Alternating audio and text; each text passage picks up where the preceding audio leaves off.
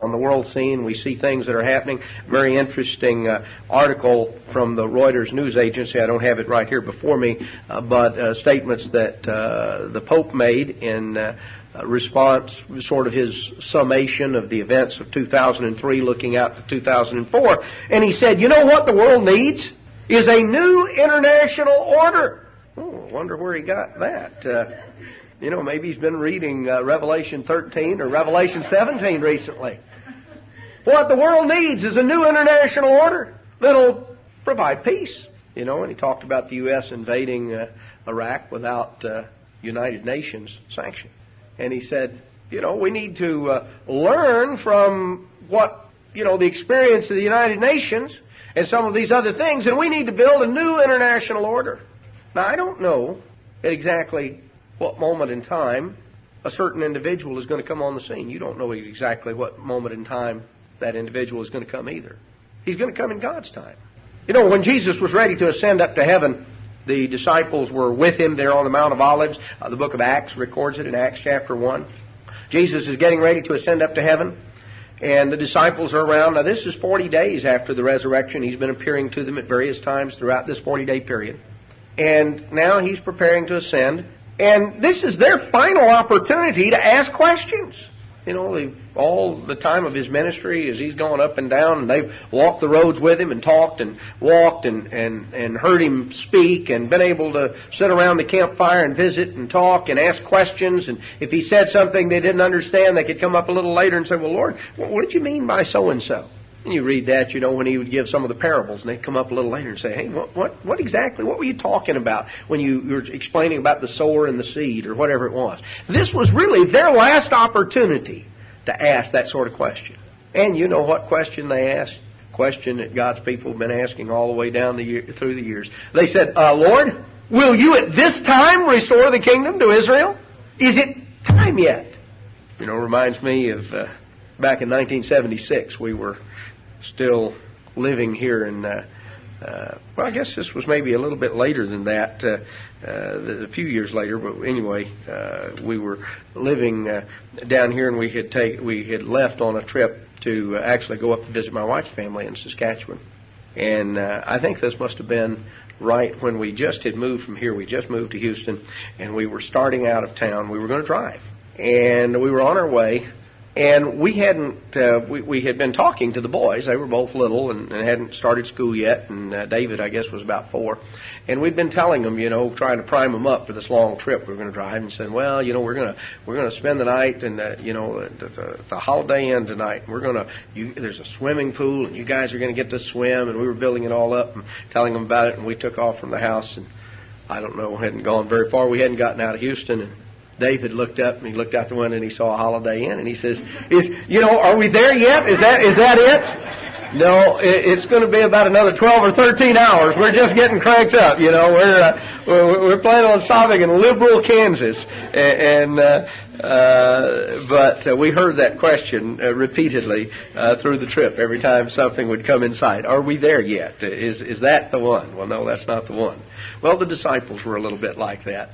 And Jesus told them, he said, it's not for you to know the times and the seasons that the Father has reserved into His own power. What you need to do is wait right here in Jerusalem until you're imbued with power from on high.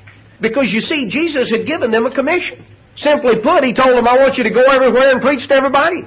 Now, that's a commission you don't ever get finished with, do you? He says, go into all the world and preach to all nations. Preach the gospel to every creature. I think that's the way it's phrased in Mark. Preach the gospel to every creature. Well, how do you ever get finished with that? Every second a new little creature is being born. So that's a continually changing population. It's open-ended. You never get finished. That's not a job for us to decide. Well, I guess we're finished. No. That job will be finished when Jesus Christ cuts it short. As long as the door is open, He expects us to go through it. If He provides us the opportunity, then we're supposed to take that message. That's what Jesus Himself did. He sent the disciples out and He told them, I want you to teach everybody all the things I've commanded you. One of the things He commanded them was to go into all the world and preach the gospel to every nation. And so that's our focus. I think we understand that one of the reasons we exist, we get together and it's great to see one another, and we're happy to see one another, and many of us live many miles apart. We've got, stretched out here. We're meeting in Corpus, but, we've got folks that are driving up from the valley and driving from over in Laredo and from up, as far as Yoakum, up all sorts of directions around. And so we don't see one another that often. We get together and we're happy to see one another. And today we're having a meal and we'll sit around and enjoy the fellowship afterward. And that's great. But that's not the primary reason that God has called us now to get together with friends and visit and fellowship and have a meal. And that's a side benefit. That's nice. But God has called us now ahead of time. He's called out of first fruits. The great harvest is yet in the future. He's called out of first fruits, because He has a job for that first fruits to do. The very purpose of our calling is to have part in preparing the way for the return of Jesus Christ to this earth. There were individuals who were longing for the Messiah, expecting the Messiah. I'm sure there were individuals down through time that longed for the Messiah, and they died without having seen Him. The prophets of old, men and women who loved God's ways and who believed the promises. And those promises weren't fulfilled in their generation. In the case of some of those that were mentioned in the sermonette, they saw the very beginning of the Messiah. They didn't live to see His ministry. They didn't live to see the crucifixion. They didn't live to see the resurrection. They just saw His birth. By faith, they believed, and they understood that God was going to fulfill His promises. There were those who were longing for that. There were others. The vast majority of people weren't directly understanding in the way that Simeon and Anna were. They had a hunger, they had a longing, because they looked around and they saw the trouble, and they saw the trouble that they had, and they saw what the nation was going through. And a man by the name of John the Baptist appeared on the scene, and he began to tell them, you better get ready, because the Lord's Messiah is coming. And John the Baptist preached, and first smaller groups of people, and then larger groups of people, and finally virtually all Judea at one point or another was coming out to hear what this man had to say. And he told them that the Messiah is coming, and he said, you better repent, you better change your ways, you better prepare for what God's going to do. And a message was preached, a message was proclaimed. There's a message to be proclaimed today. And you and I have the privilege of being a part of that. And the truth still has drawing power, sort of interesting. I've covered a lot of miles in Texas this week. Last Monday, we were in Midland, Texas, had a Bible study in Midland Monday night, and on the way out to Midland, I visited with a man. Some of you may remember back quite a while ago, we were excited. We had gotten on this little sort of a West Texas network, a religious oriented station that covered much of West Texas. It was based in the Midland area. And we were excited about it and thought, well, this is a great opportunity, reaches quite an area there in West Texas and up in the Panhandle. Well, we didn't stay on it long. In fact, I think, I believe it was about the second week, Mr. Ames gave a program entitled, Is This the Only Day of Salvation? And the guy kicked us off. He was so outraged that we didn't think everybody was going to hell and going to burn forever that he just, not going to let you on my station anymore. So we got kicked off, and that was a disappointment. But God says something in His Word. He says, my word shall not return unto me void. And I didn't go out for very long, but there was a fellow that I visited with in Midland on this trip. Who actually didn't live in Midland. He lived in Big Spring, Texas, which was about 40 miles from where we meet.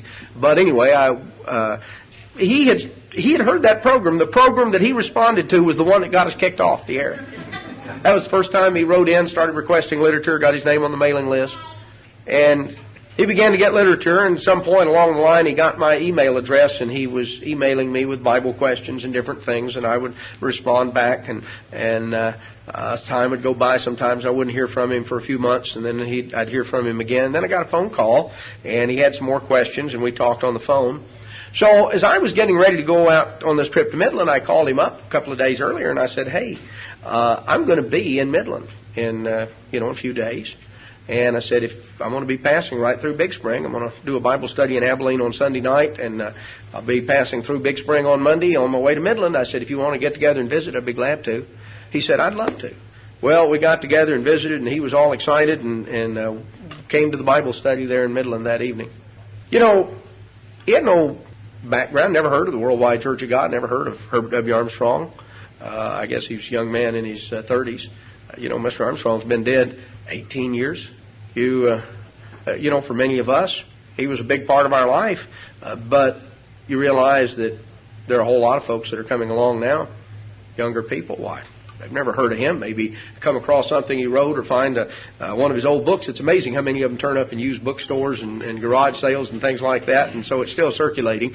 They go in, type a search in on the internet and things. But anyway, this fellow had come in contact. You see, God's Word didn't return void. The Word went out. And I don't know how many others. There were a number of others that wrote in response to the program, got their names on the mailing list, but this fellow started attending church. Now, the point is that there's a message that goes out.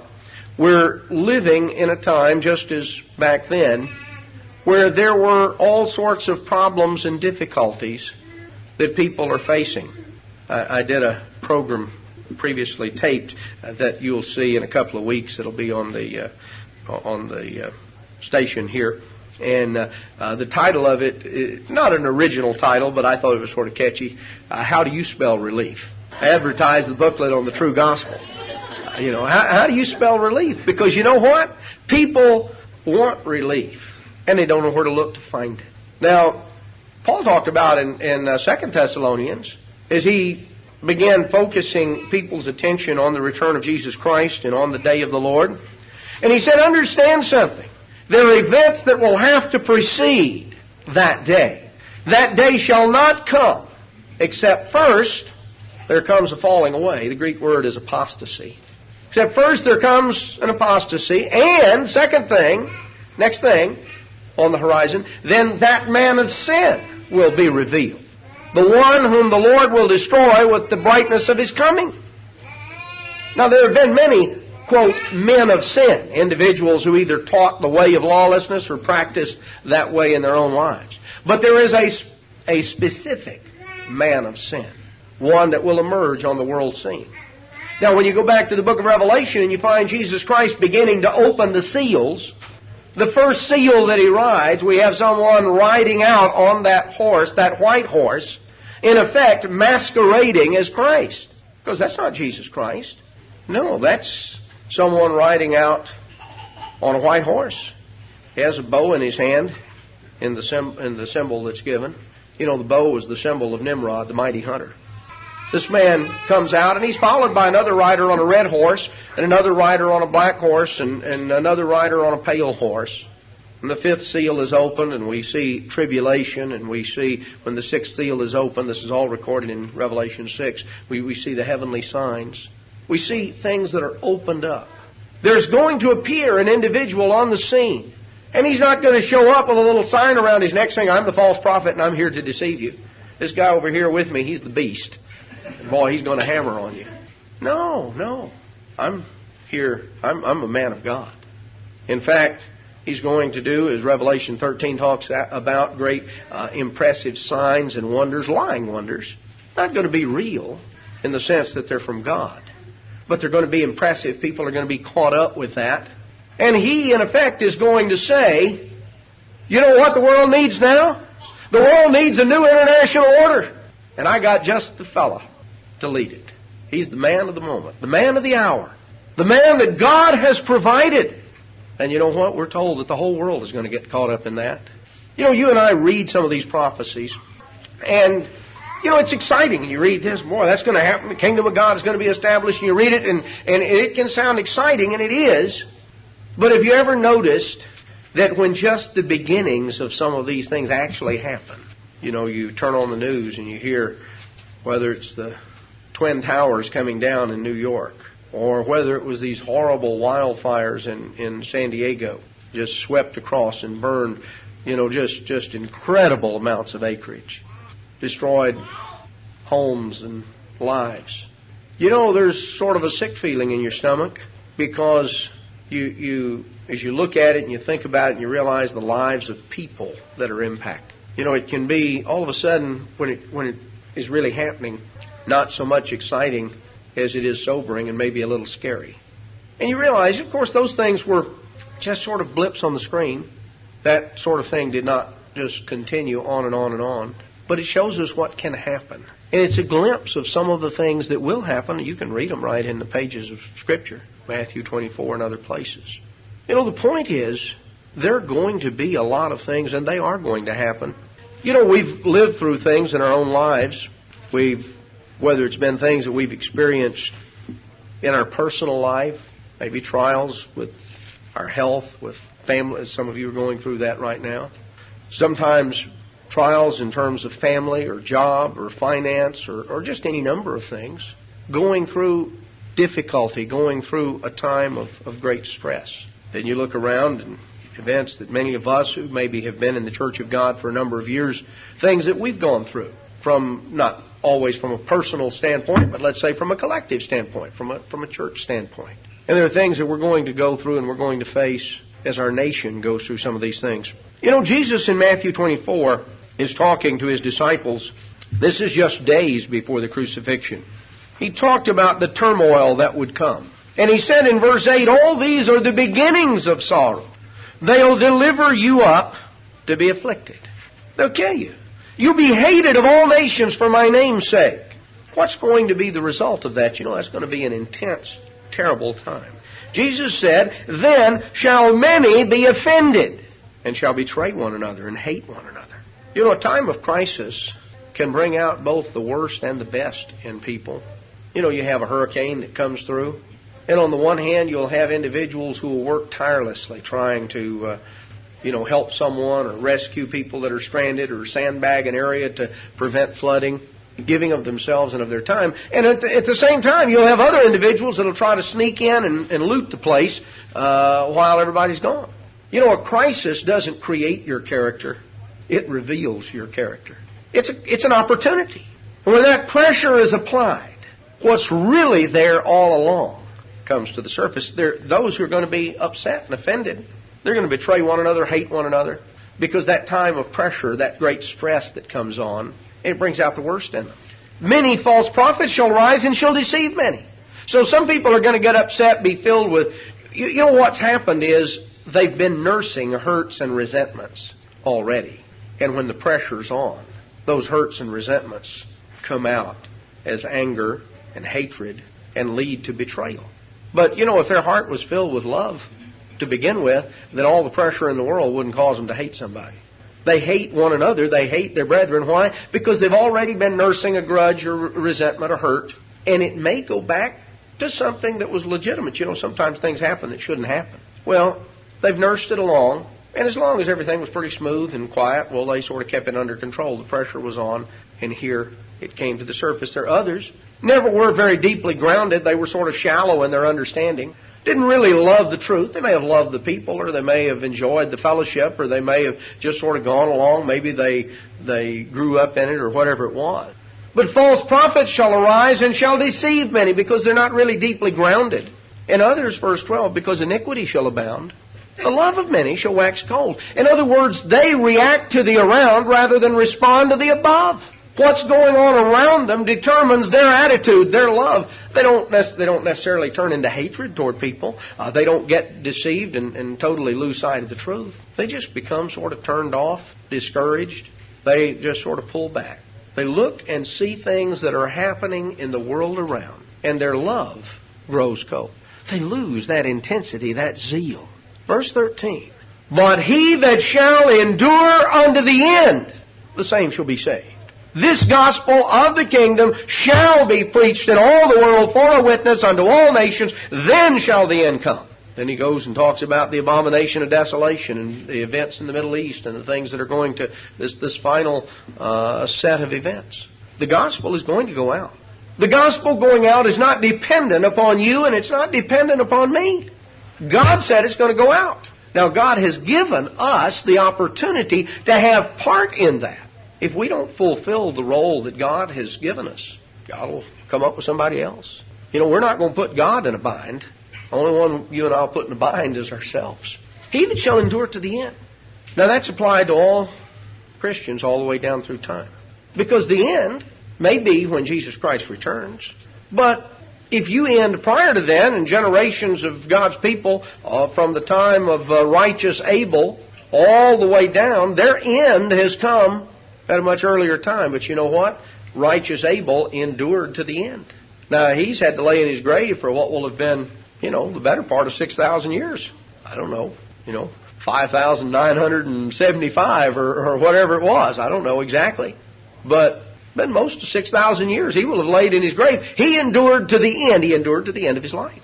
Now, there are those of us, and I think certainly a number of us sitting in this room, for whom the end will be the time when the trumpet blast splits the air and Jesus Christ actually returns to this earth. And we'll be alive to see that. But whether the end has come for us at some previous time or whether we're here alive in a moment, in the twinkling of an eye, those who died earlier are going to be changed, and the rest of us are going to be changed as well. But the message to everybody, whatever age, whatever time they live, is he that shall endure unto the end, the same shall be saved. There are those who will have become embittered and hurt. There are those who will have become deceived and confused. There are those who will have just become sort of turned off and given up. Those are all categories that none of us want to be in, and yet Jesus Christ said they're going to be those that are in those categories, and he's talking to his disciples. The category to be in is those that endure to the end. Now, I want to ask you that as a question. What does that mean? How do you endure to the end? What is endurance? It's a vital quality, and it applies in every aspect of our lives. Go back over a few pages in Matthew to Matthew chapter 10. Matthew chapter 10, verse 16. Jesus has gotten ready to send the 12 out. He's called the 12. Matthew chapter 10, verse 1, he gave them power against unclean spirits, gave them power to heal all manner of sickness and disease. He told them in verse 7 to go and preach. Say, the kingdom of heaven is at hand. So Jesus sent them out, told them to go and preach and teach and heal and cast out demons. But notice what he told them in verse 16. He said, by the way, I'm sending you forth. They're all excited. They're ready to go. Well, he said, I'm going to give you power to heal. I'm going to give you power to cast out demons. You go out and you preach the same message you've heard me preach. And he said, by the way, I'm sending you out as sheep in the midst of wolves. Now, stop and think about that a little bit. You got a pack of wolves over here. You imagine a sheep just sort of wants to walk up and cozy up to the wolves, just to sort of come right up there in the middle of the wolves. A sheep is not the smartest of animals. But a sheep is smart enough to know if he sees a wolf, he doesn't want to go that direction. Even a sheep figures out, uh-oh, that's a wolf. I want to go the other direction. Now, he's not very smart and not very fast, and the wolf will probably catch him. But the sheep doesn't just voluntarily walk up and say hi to the wolf. Jesus said, now I'm sending you out. They're all excited. And he says, by the way, you're going to be like a sheep walking into a pack of wolves. Uh-oh, that doesn't sound like good news. He said, so what you need to do is be wise as serpents and harmless as a dove. Beware of men. They'll deliver you up to the councils. They'll scourge you in their synagogues. You'll be brought before kings and governors for my sake. You'll be there for a testimony. When they deliver you up, verse 19, don't worry about what you're going to say or how you're going to say it. It'll be given to you. You'll be inspired at that moment. The Spirit of your Father will speak through you. He said it's going to be a rough time. In some cases, family members will literally turn on one another. Brother against brother, father against children, children against parents. That's a horrible thing. You read the story of very intense times of persecution in communist Russia or Nazi Germany, and you read tragic stories like that of family members who turned against one another, betrayed one another for what they thought was going to give them security and advantage. Jesus said, when the pressure gets on, there are people who are going to do things like that. Verse 22, he said, you shall be hated of all men for my name's sake. But he that endures to the end, the same shall be saved. When they persecute you in one city, just flee to the next. You won't have gone over the cities of Israel till the Son of Man be come.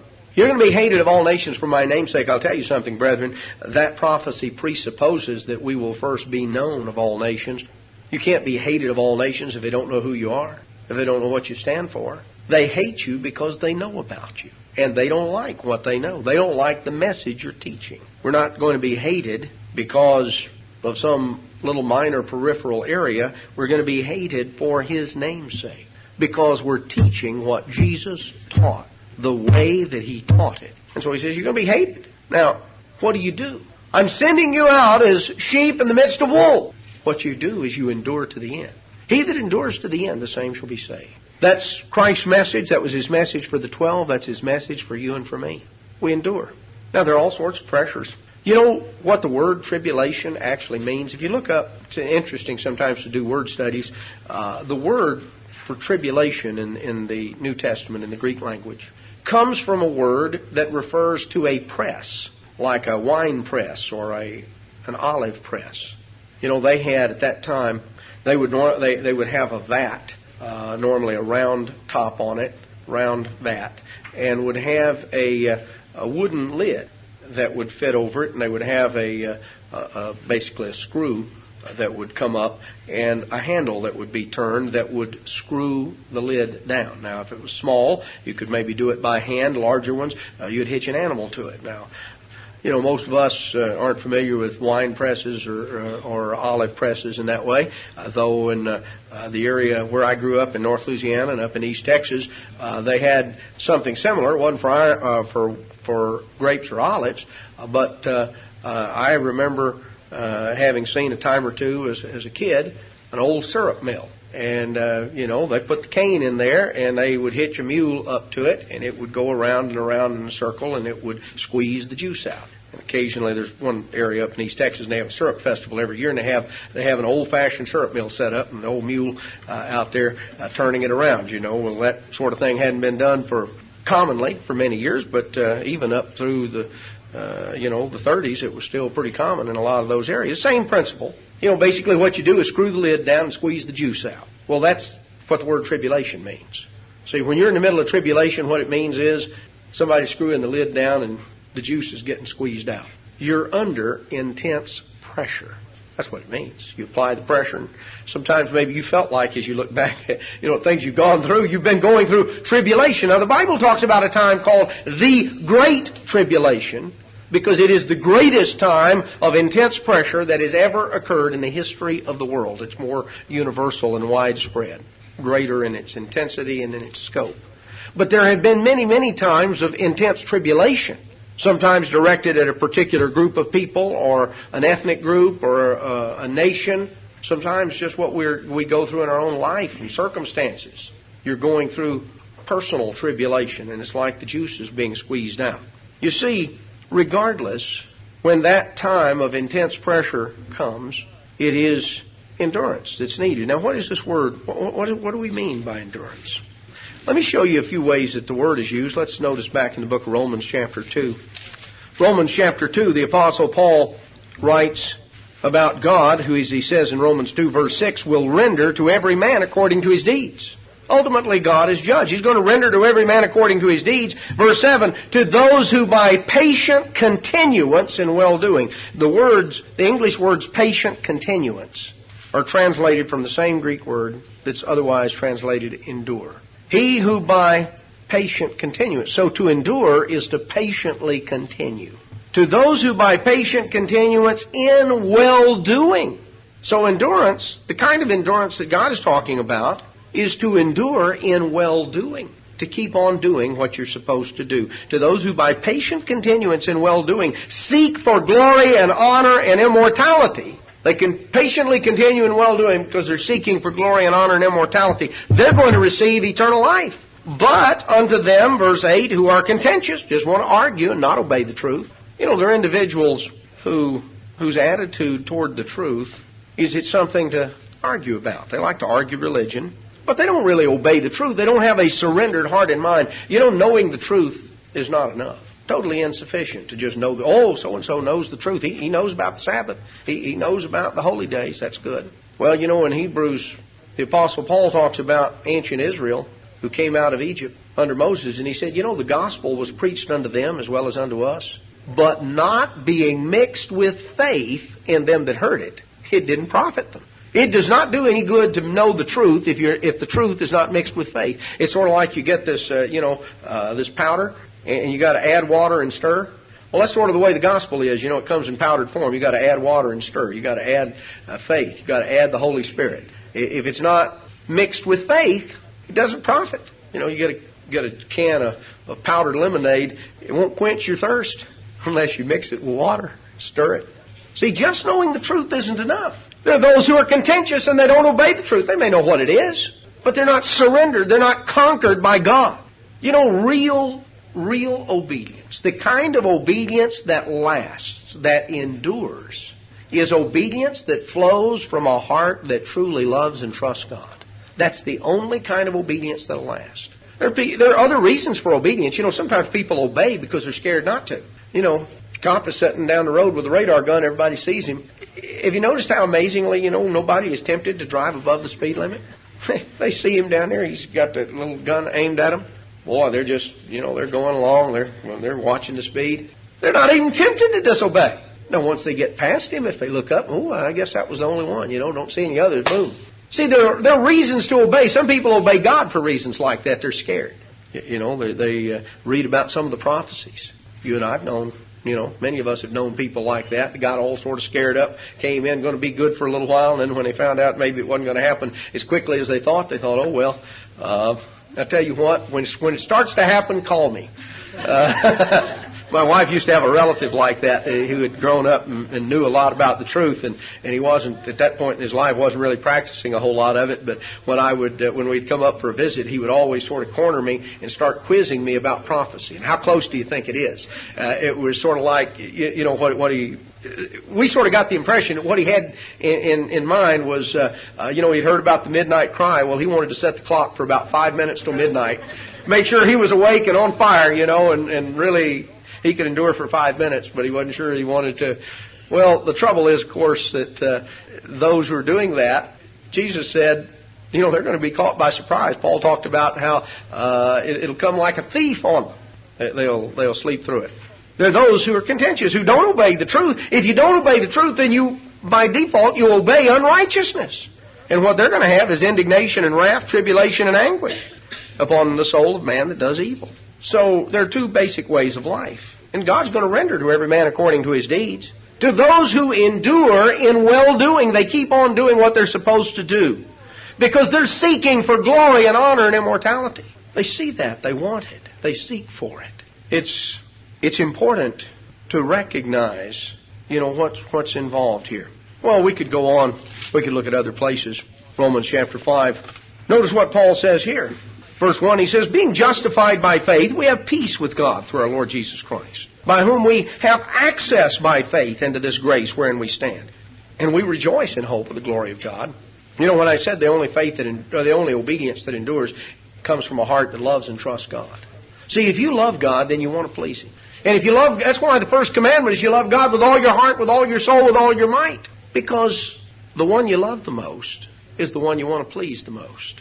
See, that's crucial. If you don't love God most, and people can love other things. You go through and you find that there were some of the Pharisees, some of the religious leaders of Jesus' day, who did not confess Him. They knew He was the Messiah. They did not confess Him, the Scripture says, because, they loved the praises of men more than the praises of God.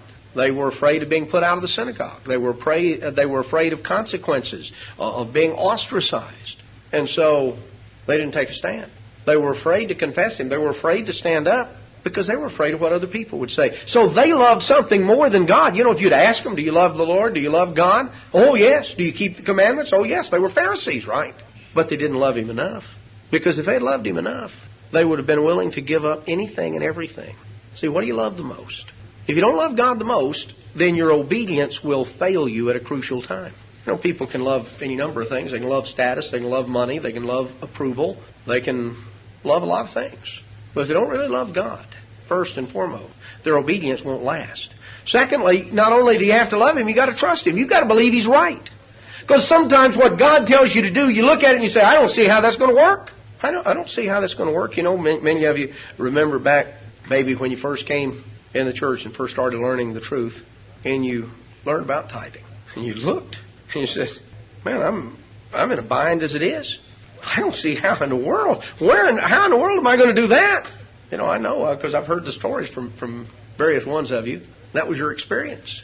You see, at some point you looked at it and it doesn't. Wait a minute. I don't have enough now. I'm going to give away some of what I do have, and then I'm supposed to have all my needs met. Wait a minute. If 100% isn't enough, then how's 90% going to? That's the way you look at it. You can't, you put it with a pencil and paper and that's what you think. Somewhere along the line, that's just one example. It can be the Sabbath. It can be any number of things. If you don't trust God, if you don't believe God is right, then you don't step out and do what He says because you're scared to. Yeah, but I'd like to, but I don't know if it'll work. See, obedience has to come. First comes faith, and obedience flows from faith. If you don't trust God, then you're not going to do what He says. What you wind up doing is trying to protect the self. And that's the natural man. We want to protect the self. We get scared.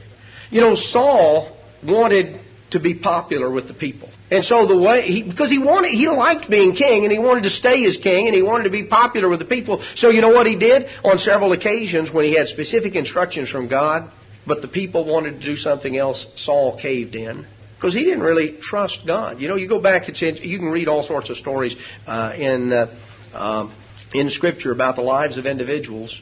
When they got scared, they wound up and did the very thing that they weren't supposed to do, and they were doing it to protect themselves.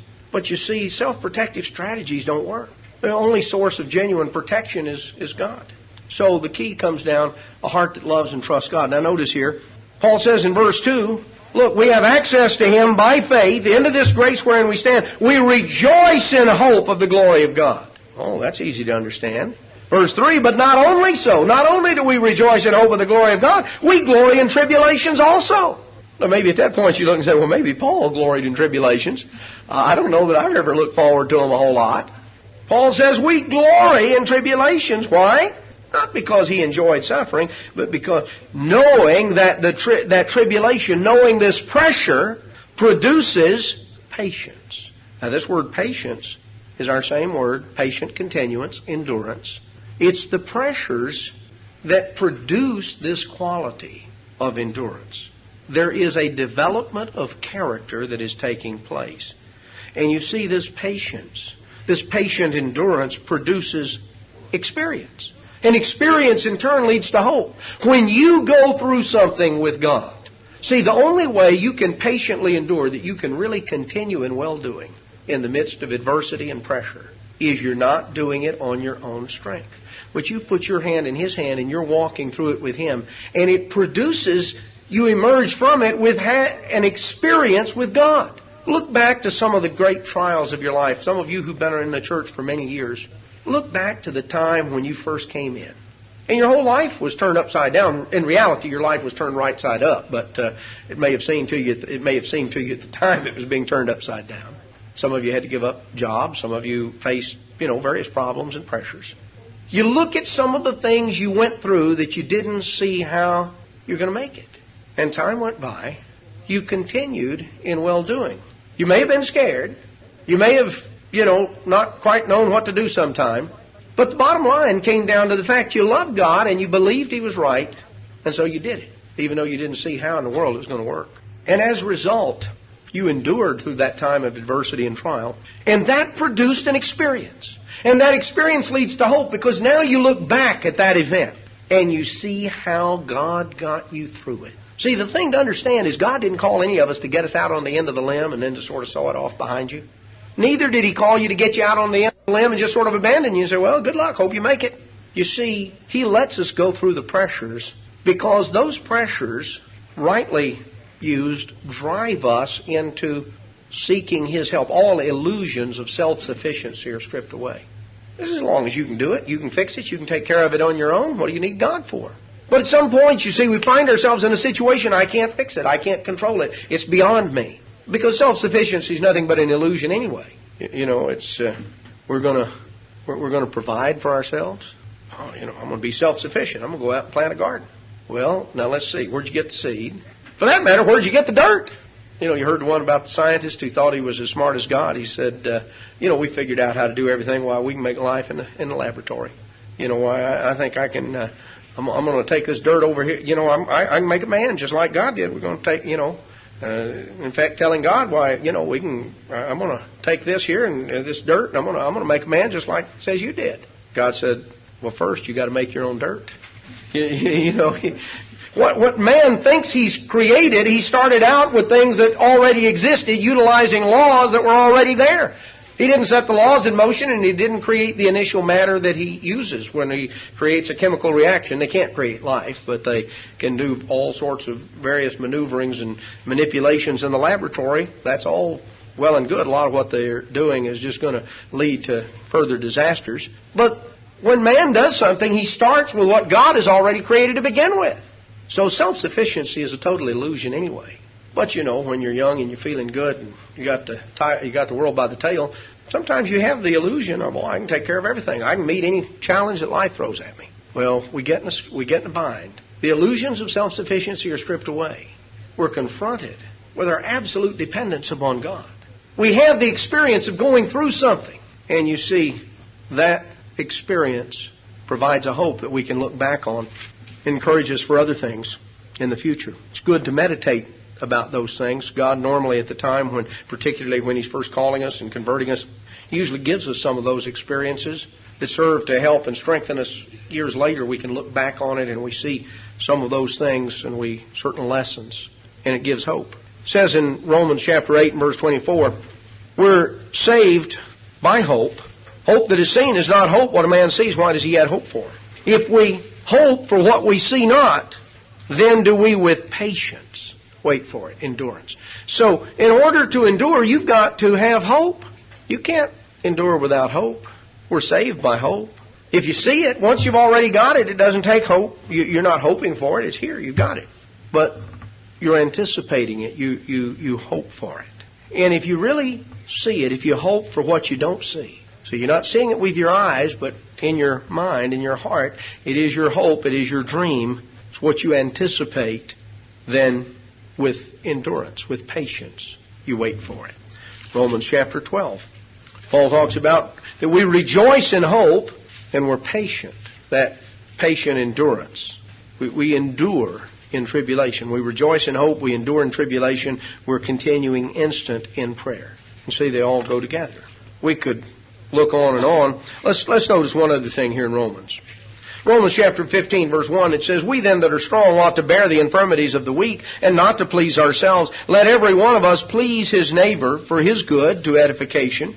For even Christ pleased not himself, as it is written, the reproaches of them that reproached you fell on me. But whatsoever things were written aforetime were written for our learning, that we, through patience and comfort of the Scriptures, might have hope.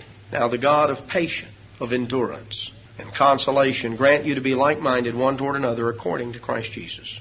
The things that were written before time were written for our learning. You know, the Bible is filled with examples and illustration, and they're there for our good. They're there for our learning, because what we find is whatever you're going through, you're facing difficulty, you're facing adversity, you're facing all sorts of pressures.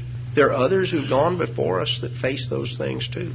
There's no problem you and I are going through that's unique to us. So these things are written, and you and I can feed on it, can think about it, can meditate on it, so that through patience, through endurance, and comfort of the Scriptures, we might have hope. Now, how do you endure? I mean, we see that we ought to. We read some of these things. You know, if there's any animal that God ever made that was created for endurance, it's the camel. You ever read much about a camel? You know, you read about them in the Bible. They loaded them up and used them to transport. Why did they use camels? Well, the camel could endure.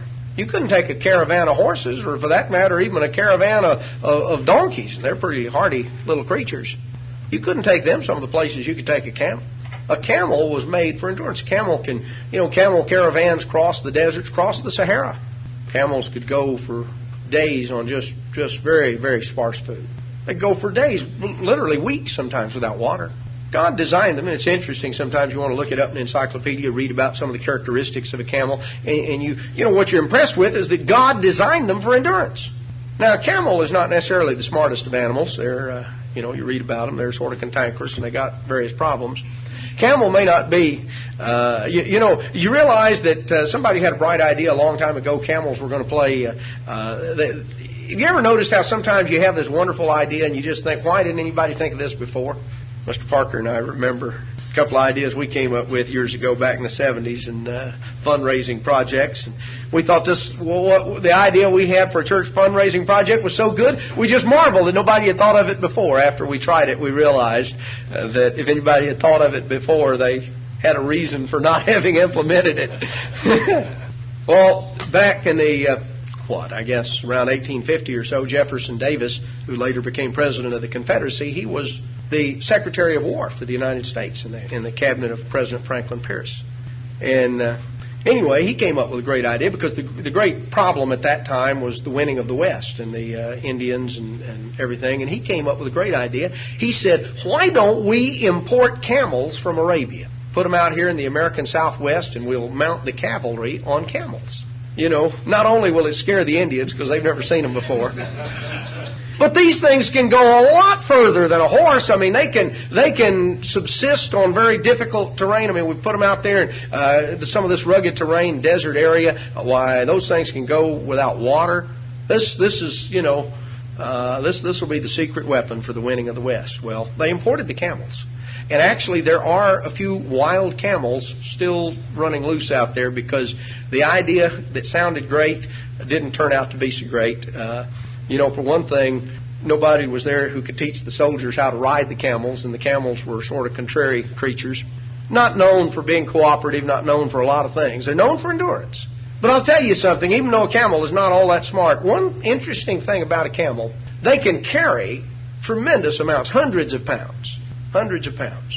But you know, when the camel kneels down and they load him up, if the load is not distributed properly, or if the load is just simply too heavy, the camel won't move. You can't get him up. He just stays there until you take some of it off, and when it gets to a manageable load, then he'll stand up and you can lead him across the desert. He'll endure. Even a camel is smart enough not to try to carry a load that he was never designed to carry, which puts him one up on a lot of folks. See, you and I were designed to endure, but we weren't designed to carry everything. I'll show you what part of what you weren't designed to carry. Go back to Matthew chapter 6. Matthew chapter 6, verse 33 and 34. It says, seek ye first the kingdom of God and His righteousness, and all these things shall be added unto you. Take therefore no thought for tomorrow. Don't worry about tomorrow. Take no anxious thought. That's the sense of it. For the morrow shall take care of the things of itself. Sufficient unto the day is the evil thereof. You know, one of the things you and I weren't designed to carry was anxious thoughts. Worry about tomorrow. You know, it says back in 1 Peter 5:7, casting all your cares on Him, for He cares for you. You know, sometimes part of the problem we have with enduring is we're trying to carry a load that we were never intended to carry. We're loaded down with worry and anxiety. You know, what about tomorrow? And we're worried about that. And it sort of reminds me, my wife and I had a conversation with a very dear lady, elderly lady, that we've known for a number of years, and she's had a lot of health problems for a long time, and now up in her 80s, she has got various things that you know, appears that her life is drawing fairly quickly to a close, and we were visiting her at her daughter's home, and she's always been a worrier. All her life. She just, you know, worries about things, and what about this and what about that. And so we were sitting there talking, and she was, you know, talking about something about funeral arrangements, or asked me if I would conduct her funeral. And she says, but you know, I'm worried about a couple of things. She says, now when I die, what am I supposed to do then? What am I? And I said, all you got to do is lay there and keep your eyes closed and get up when the trumpet blows. Well, then she started laughing, and well, that's not what I meant. I guess I meant, what is my daughter supposed to do? I said, well, you know, seek you for, you know, don't borrow trouble. I remember one time years ago, this was after I'd left Corpus, and I was in Houston, and I'd gotten a phone call that just left me sort of in a turmoil after I'd gotten it. I was, you know, worried about what seemingly was maybe going to happen. And it was going around in my mind, and I was just sort of stewing on it, and I sort of churned up, and I went by and I visited a family a little later that evening.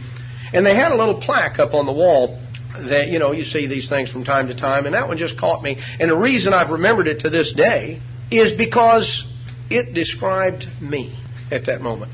What the little plaque said, the things about which we so often fuss and fret are things that haven't happened yet. And I thought, that's what I'm doing. I was sitting there, you know, and my stomach was churning around. That's what I'm doing. Well, it didn't happen. You know, even a camel is smart enough not to try to carry a load that he was not designed to carry. You and I weren't designed to carry the load of anxiety about tomorrow. We were designed to patiently endure, to continue in well-doing, putting one foot in front of the other. You know, how does a camel cross the desert? One step at a time. That's the way he crosses it. One step at a time, one day at a time.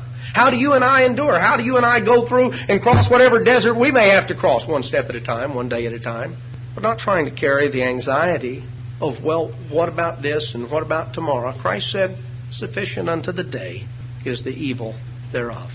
You know, there are many things that we can, we can look at on this, but it's a crucial area in terms of understanding what you and I are to endure and how we endure. Now, the Bible gives examples and illustrations, and there's certainly perhaps no greater contrast in terms of one who possessed this quality of endurance and one who was a quitter than the story of Jacob and Esau. You read of it back, in Genesis chapter 27, you read the story. Esau, Jacob was here, at the camp, and he was cooking up this big big pot of stew. Esau had been out hunting. Evidently hadn't gotten anything, and boy, he was dragging. He came in, and he was tired, he was exhausted, he was hungry, he was thirsty. Came in, and he smelled the aroma of old Jacob standing over here stirring. Esau says, hey, give me some of that stew. Boy, I want some of that stuff. Jacob said, if you'll sell me your birthright, I'll give it to you. How would you like to do business with a fellow like Jacob? If you'll sell me your birthright, I'll give it to you. Well, that part of the story you read in Genesis 25. Now, Esau said, Genesis 25:32, he says, I'm so tired, I'm so worn out, I'm about to die. What good's the birthright going to do me? Jacob said, now look, you got to swear to me. You got to make it a solemn promise. This is for real. Esau said, you can have it. So Jacob gave him all the bread and stew that he wanted. Esau ate and drank and rose up and went his way.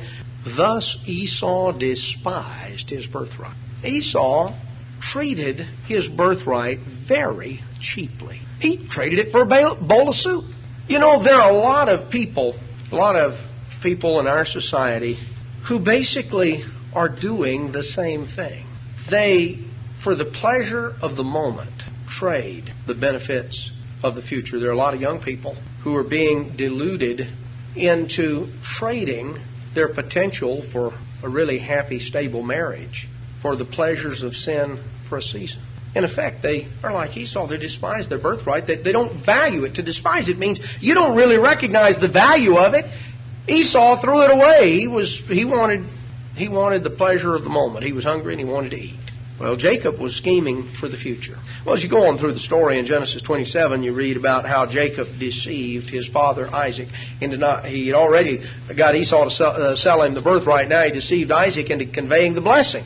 Esau came in, found out what his brother did, and boy, was he mad. In fact, what Esau told him, it's recorded right here in Genesis 27. He told Jacob, he said, all right, you've done it to me for the last time. When, Dad's pretty sick and he's not going to live much longer. When Dad's dead, I'm going to kill you. Jacob believed him. Went and told Mama.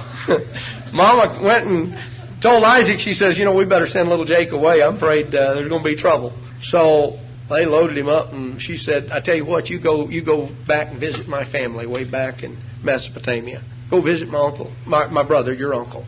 So Jacob took off. Well, as you go through the story in Genesis 28, Jacob got down to the town known as Luz, later known as Bethel. And that's where he camped out for the night, near there, out in a little wilderness area near there. And he laid down and went to sleep. And he had a dream that was so vivid, he saw, as it were, heaven opened up and a great staircase coming up and down from earth to heaven, and he saw the angels coming up and down. Well, it scared him to death. He woke up the next morning, and he said, surely this is the gate of God. So he prayed, because he's scared. It's easy to pray when you're scared.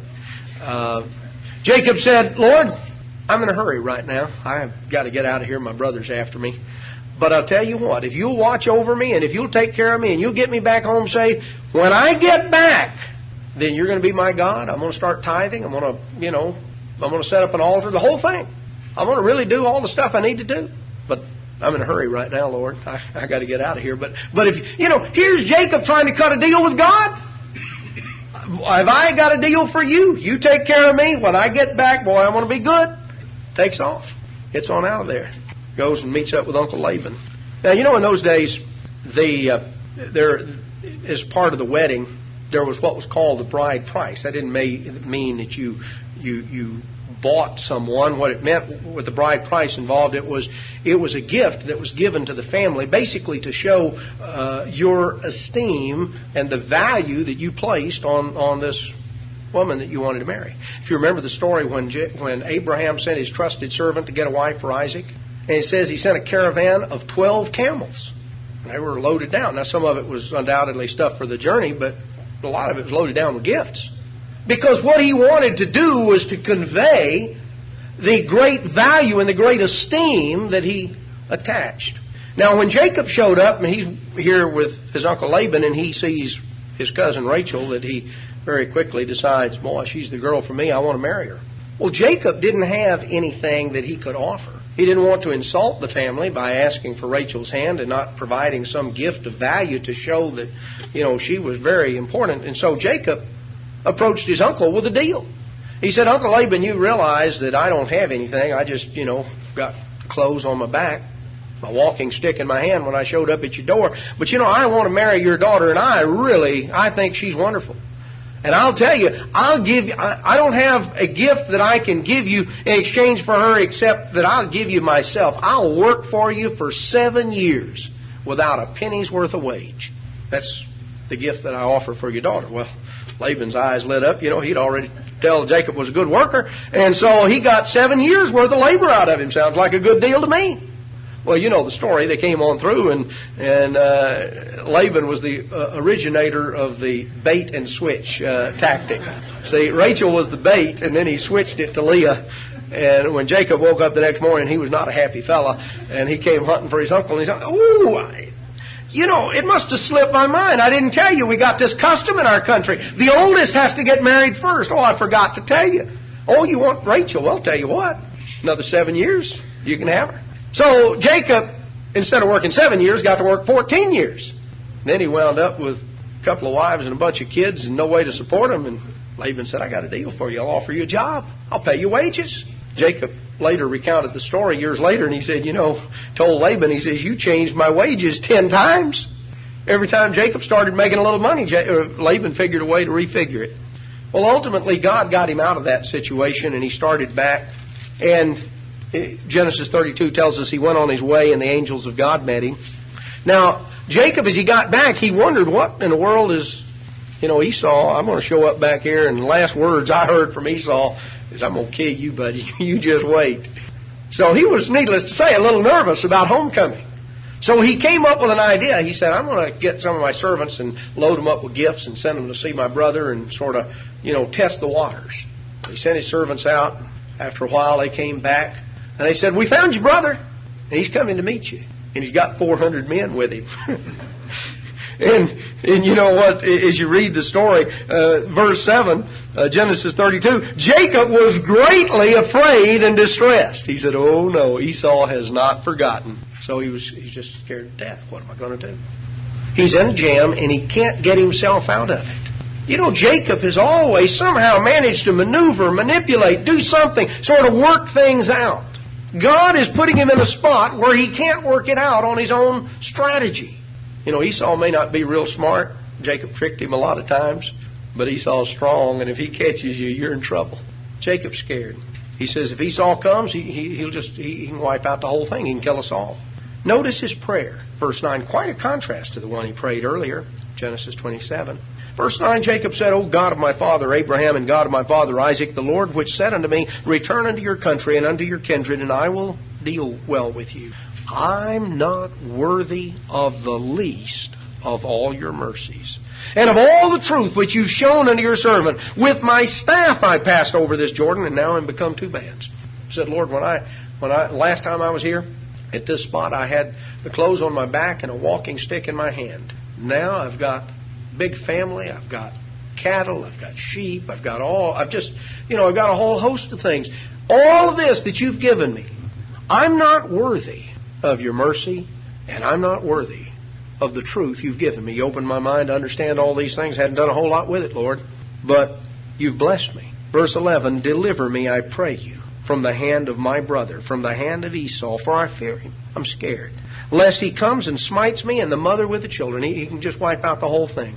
So Jacob prayed a prayer. He's not trying to cut a deal with God, doesn't offer God all sorts of, I'll do this. He just comes and he lays it on to God. He lays hold on God's mercy. He says, I know I don't deserve it, but please help me. I'm dependent on you. Well, he spent the night there, and he sent the family over the brook, what he had, verse 24. And Jacob was left alone. And there wrestled a man with him until the breaking of day. And when he had prevailed not against him, he touched the hollow of his thigh. Touched his thigh, and the hollow of Jacob's thigh was out of joint as he wrestled with him. And he said, let me go. It's getting daylight.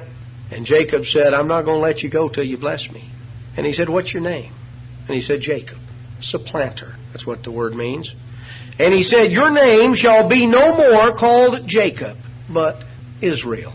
For as a prince have you power with God and with men, and have prevailed. The root word, the verb form that produces the noun from which the noun Israel is formed, is a word that means to prevail, to have dominion. Jacob endured. He endured all night. So what he's told is your name is now Israel. You have prevailed. And Jacob asked him and said, tell me, what's your name? And he said, why do you want to know what my name is? And he blessed him there. And Jacob called the name of the place Peniel, for I have seen God face to face, and my life is preserved. Jacob understood this was no ordinary man that he wrestled with. You see, what Jacob was tested on was endurance. Esau lost the birthright because he didn't have endurance. I mean, that was the outward reason. Esau is described in the book of Hebrews as a profane person. A person who did not deeply value what was sacred and holy. Had no sense of the sacred. He lived for the moment. Esau, when the pressure was on, was a quitter. He'd throw it away for the pleasure of the moment. Jacob had shown that he had a sense of what was important. Jacob had shown that he did place value on things of value. But how much did he want it? What was he willing to endure? He wanted Rachel. God worked things around. Let him get in a situation. Okay, do you really want her? Are you willing to endure? Are you willing to endure 14 years if you have to? Are you willing to endure twice as long as what you offered? You thought you were making a big offer. Maybe when some of us were baptized, even some of us years ago, we thought the end's pretty close, I may have to endure 5 years or 10 years, and then it'll all be over with. Be in the kingdom. Now we're 30 years down the road. And so, didn't know I was going to have to endure this long. I don't know how long I'm going to have to endure. You don't know how long you're going to have to endure in terms of length of time. But we all know how long we're supposed to endure. We're supposed to endure till the end. Till the end. And may come for us, may come soon, may come long time. God told Jacob, in effect, I want to see you recognize what's of real value, but how much do you want it? Before Jacob was allowed to cross back into the promised land, he had to wrestle all night. And even when his thigh was knocked out of joint, he held on. He said, I'm not going to turn you loose till you bless me. Not going to turn you loose till you bless me. And God said, all right. You've endured. You have endured. You're like a prince with God. You've endured. We can go through and we can look at that contrast. Now, when you endure, you have to, let's look at aspects of endurance that help us endure. Paul talked about, in the book of Hebrews, talked about individuals who endured. In Hebrews chapter 11, talking about Abraham, says in verse 9, by faith he sojourned in the land of promises in a strange country, dwelling in tabernacles with Isaac and Jacob, the heirs with him of the same promise. He sojourned, he endured. You sojourn, that means you're staying there, you're waiting, you're there. Abraham had to endure. How did he do it? How did he sojourn in this strange country for literally what turned out to be 100 years? By faith. He believed God. He believed the promises God made. And his confidence in those promises enabled him to sojourn there throughout his life. And his son Isaac sojourned, and his son Jacob sojourned.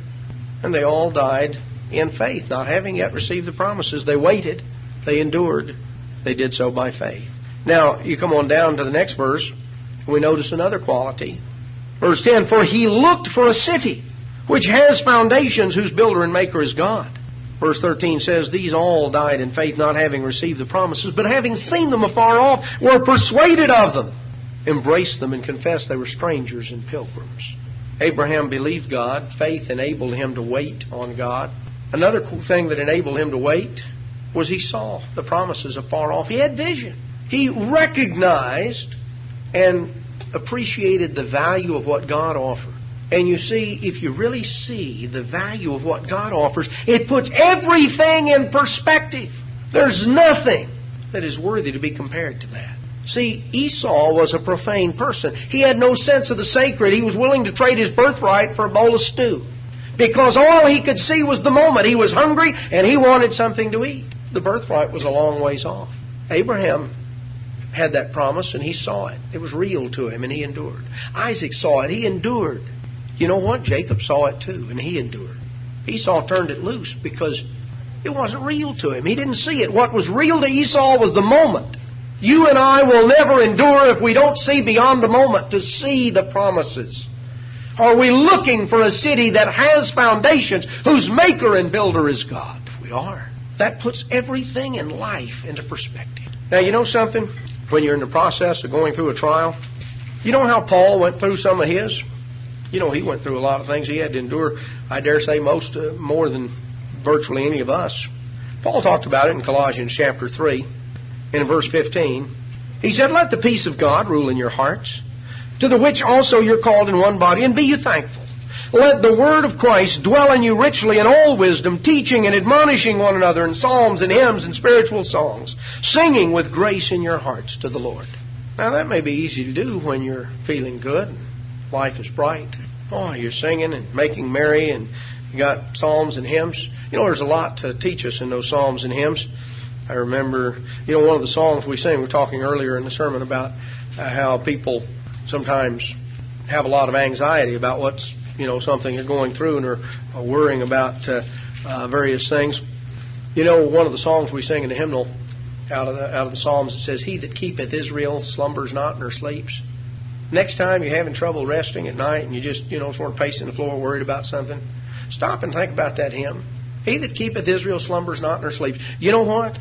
God is going to be up all night anyway. No need for both of you to be up all night. You might as well go to bed. Get a little rest. He's going to be up all night anyway. In Acts chapter 16, you have the story. Paul is here in Philippi, and he gets in trouble preaching the gospel. Actually, what specifically got him in trouble was casting a demon out of a servant girl that her masters were using as a fortune teller. And when he cast the demon out, she couldn't tell fortunes anymore, and boy, they were mad.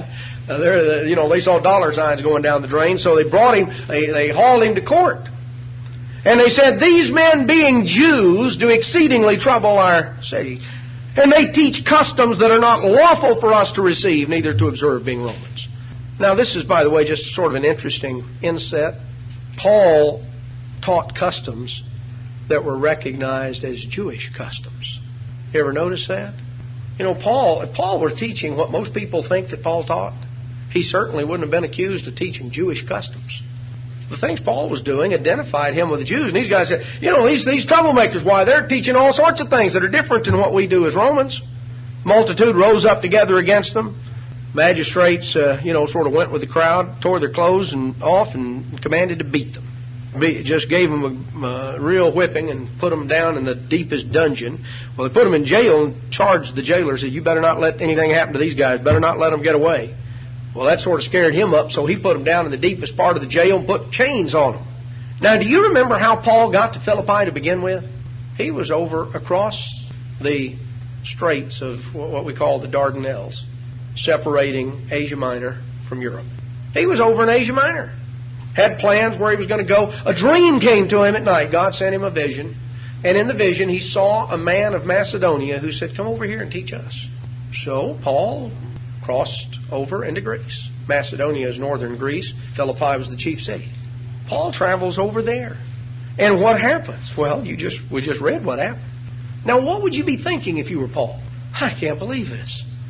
God sent me a vision and told me to come over here. I come over here, I'm preaching the gospel, I'm doing what he says, and here I am in jail, and Boy, I'm sore from the top of my head to the bottom of my feet. I'm black and blue, and I got cuts and scrapes and just been beat up and humiliated and treated this way. Life is not fair. Oh, I can't believe, Lord, you let me get into a mess like this. Here, I was just trying to serve you. I went where you told me to go, and then you let all this happen?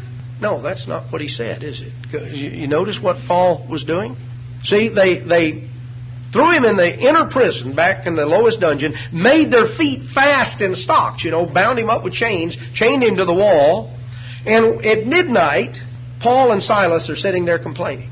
Paul and Silas prayed, and they sang praises unto God, and the prisoners heard them. Paul filled his mind with the positive things of God. He was praying to God. He was singing praises, singing the Psalms. See, when he told the Colossians, psalms, hymns, spiritual sayings. Paul encouraged himself in his lowest moments by positive things, by thinking about the Word of God, by praying, by singing. He wasn't, singing some old country western tune about how she done left me for another. He was singing praises to God. He was singing things that lifted him up, not things that tore him down. The other prisoners heard him. All these folks are in jail, and here's Paul, singing, and God's response was there was a great earthquake. This was a very unusual earthquake because this earthquake, instead of shaking the prison down on top of you, shook the doors open and the chains off. So this was a very specific earthquake. Well, the keeper of prison woke up and heard all the commotion, saw that the doors were open, and he was ready to commit suicide. He figured, oh no, everybody's gone, and now I'm going to be in trouble. And Paul cried out and said, don't hurt yourself. We're fine. Everybody's here.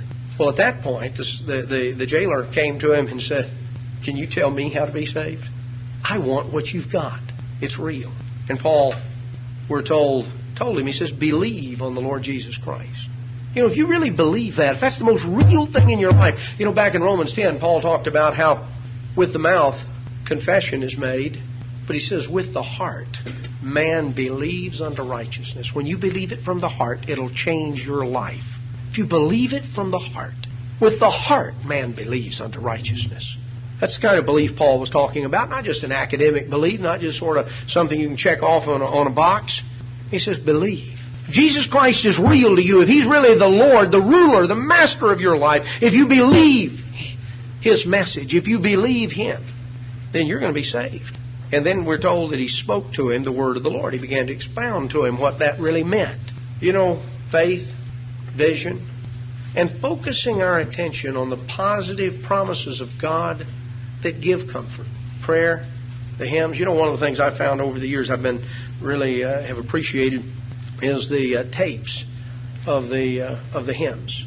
And I've got a copy. I got a cassette copy for my car that it's just amazing how it can just sort of change your mood and relax you as you begin thinking about that and sort of getting in that mindset. Ultimately, what endurance involves is waiting on God and trusting Him. Really waiting on God and trusting Him, continuing in well-doing.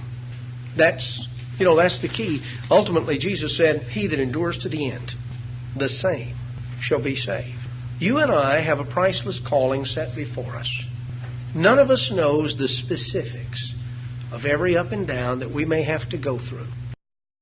Additional programs and literature available at hwalibrary.com.